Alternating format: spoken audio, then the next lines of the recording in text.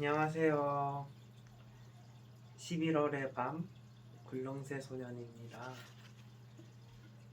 오늘은 구독자 100명이 돼가지고 자그마한 선물을 준비해봤어요.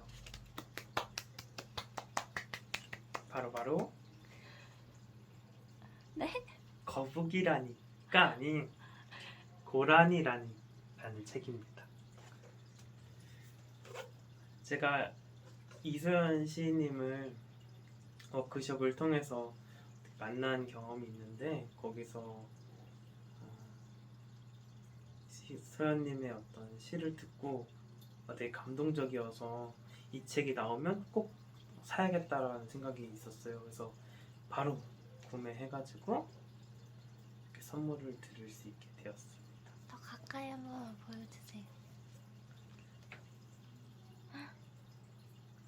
이건 들꽃인 것 같아요. 들꽃.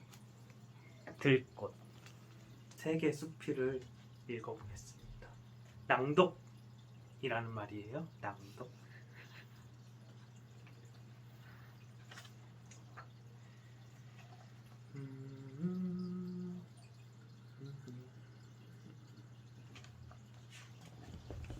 이 책은 시인 이소연 시인가? 시인 이소연.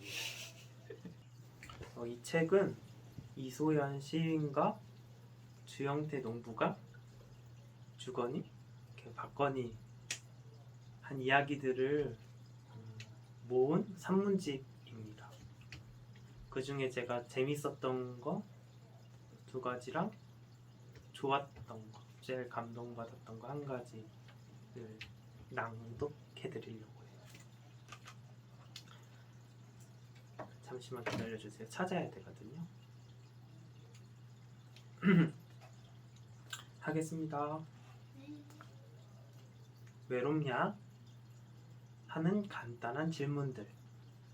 주영태. 짬 낚시를 하는 날 낚싯대는 4대 정도가 딱 좋다. 대물 낚시를 하며 세월을 낚다 보면 온 신경이 야광지에 집중되고 챔질과 동시에 휘리릭 하며 낚싯줄이 물 가르는 소리는 정말이지 나를 무화경에 빠뜨린다. 붕어와 나만의 겨루기가 시작되는 것이다. 낮에는 일하고 밤에는 더위를 피하고자 해도 요즘 같은 밤더위는 선풍기 가지고는 도저히 이겨먹을 수가 없다. 며칠째 밤마다 짬낚시를 한다. 낚시가 끝나고 근처 물때는 지하수에 몇 감고 오는 게 열시키는데 그만이다. 더위가 기승을 부리는 건 가까이 온 가을의 기별이라 불청객 모기만 없다면 더운 별빛과 벗삼은 여름밤 열대야도 나쁘지만은 않다. 방죽에 간간히 불어오는 바람은 데워진 아스팔트의 바람과는 그 급이 다르다. 여름만이 가진 추억들이 꿈틀대면 어느새 서울 사는 시인 동생이 생각난다. 동생은 또 질문한다. 그놈의 질문은 끝도 없다. 낚시는 왜 하는데? 그냥 좋더라. 혼자 이러고 독조에 있으면 아무리 대답해도 질문은 계속된다. 뭐가 못마땅한 것이 있는지 이야기는 꼬리에 꼬리를 문다.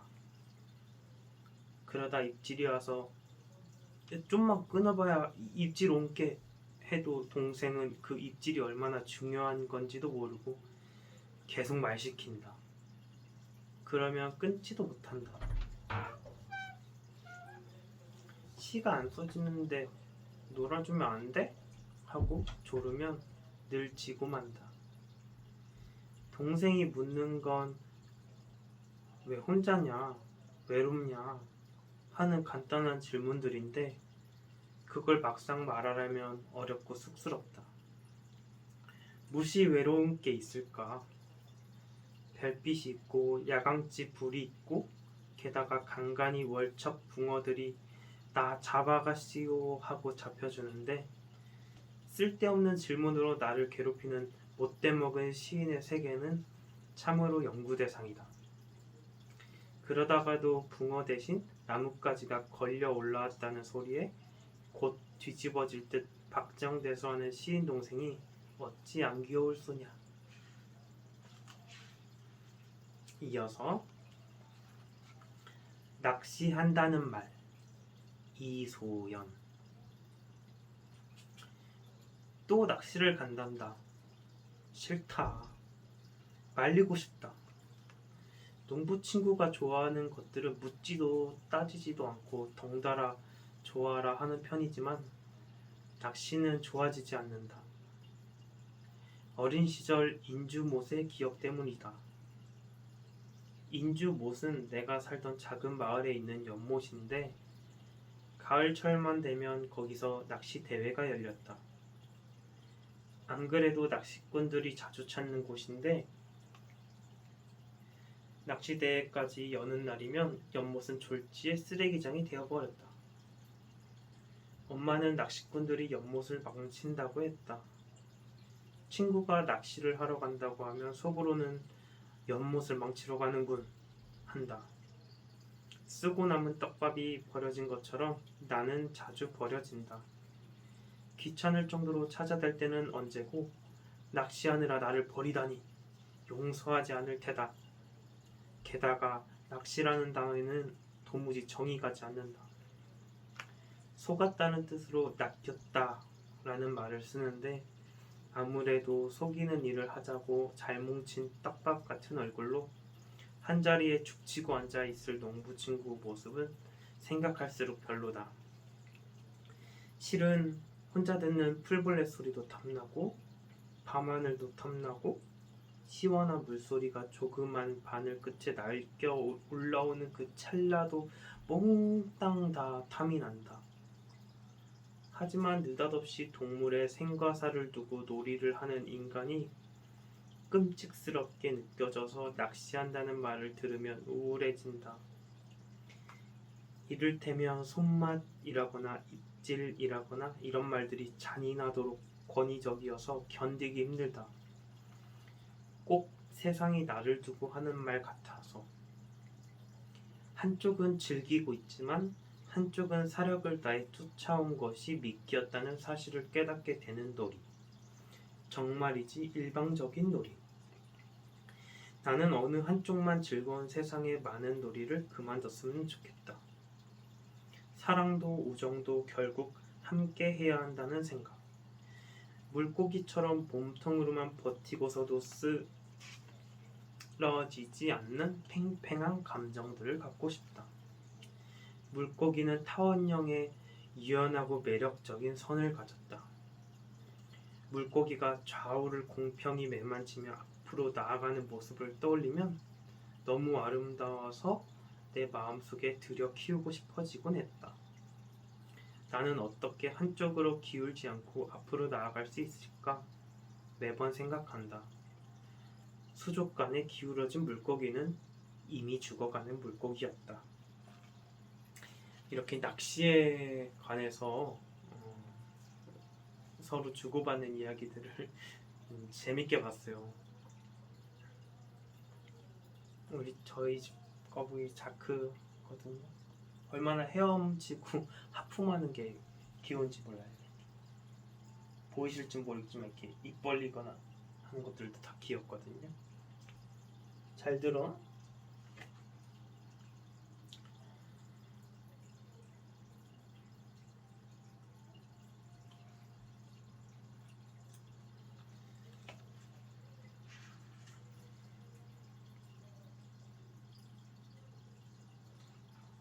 네.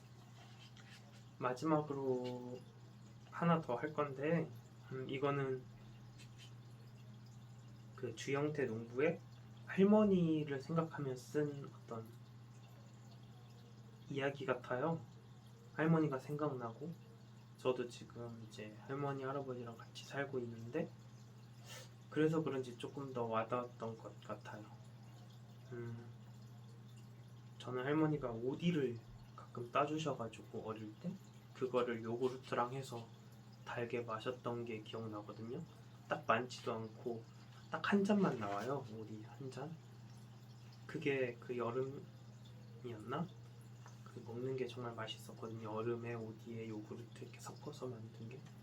그것처럼 지영태 농부는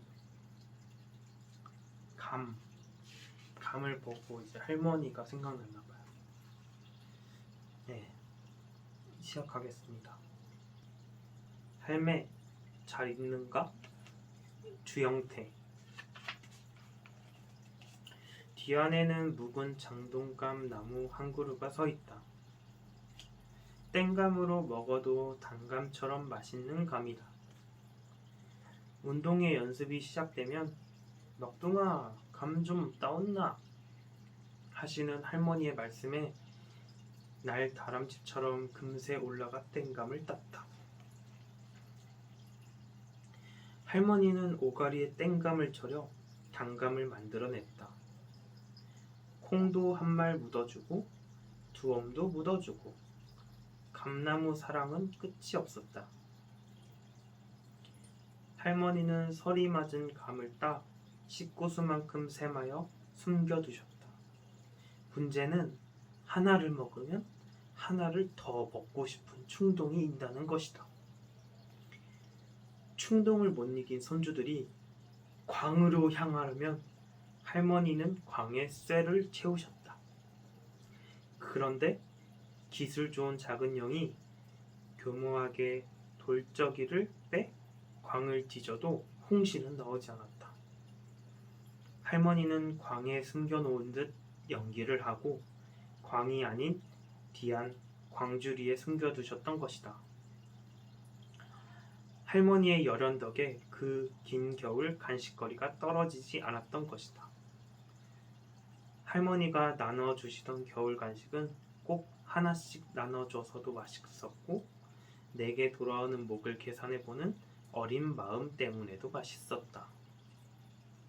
그러니 할머니는 내게 세상에 다시 오지 않을 맛을 나눠주신 거나 다름없다. 다시 살아도 두 번 다시 느끼지 못할 겨울, 찬 홍시의 맛이다.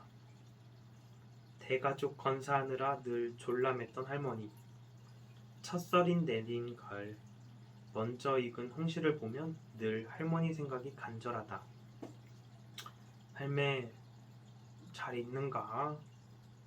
인자는 홍시가 썩네. 여기까지입니다. 이 고라니란이라는 책을 선물하고자 하는데요.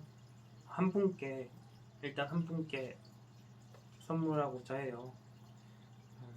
그냥 댓글 남겨주시면 제가 좀 공정하게 추첨해서 한 분께 선물하도록 하겠습니다. 댓글에 그냥 메일만 적어주세요. 메일로 보내드리겠습니다. 감사합니다.